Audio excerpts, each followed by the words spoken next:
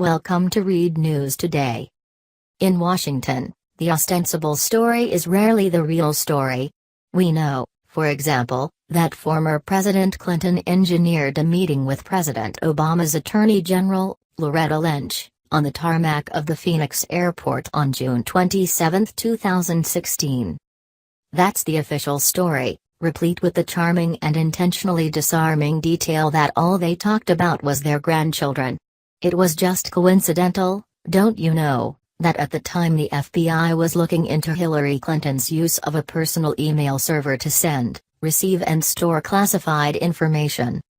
And it was also simply coincidental that just a few days later, the director of the FBI who served under Attorney General Lynch, announced that he wouldn't recommend a prosecution of Hillary Clinton. Richard Nixon must be rolling over in his grave. What we haven't known, until now, is that a frantic scramble erupted in the halls of the FBI to cover up this meeting. What we haven't known, until now, is that a frantic scramble erupted in the halls of the FBI to cover up this meeting. In fact, the FBI turned its sharp light not on the scandalous meeting between the Attorney General and Bill Clinton, but rather on one of the whistleblowers who got the word out. The organization I head, Judicial Watch, asked the FBI on July 7, 2016, for any records that might pertain to the infamous tarmac meeting. We had to sue after we were ignored by the agency. Then the FBI told us flat out that it couldn't find any records. And we now know that was flat out untrue. Because, in responding to another one of our Freedom of Information Act, FOIA, lawsuits, the Justice Department gave us heavily redacted documents that showed there were additional documents tucked away at the FBI headquarters. If not for Judicial Watch's lawsuits, these documents would still be hidden today.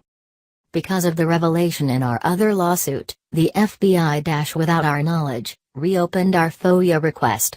The agency supposedly found about 30 pages of information, which it needed 6 weeks to review. The FBI finally gave them to us late Thursday. Now we know why the FBI played shell games. The documents show that FBI officials were concerned solely about the leaking of details of the tarmac meeting. None of the documents show top agency officials cared one whit about the propriety of the meeting itself, but only about who blew the whistle on the covert tête-à-tête. In one email, an FBI official writes, "We need to find that guy."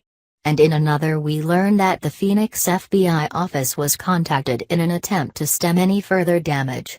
An FBI official working on Lynch's security detail even goes so far as to suggest non-disclosure agreements to keep the full facts from coming forth. No wonder the FBI didn't turn these documents over until we caught it red-handed, hiding and lying about them. Simply put, the FBI appears to be fully complicit in a cover-up that attempted to influence a presidential election for a favored candidate, Hillary Clinton. And the truth was trampled on a Phoenix tarmac. Tom FITTON is president of Judicial Watch.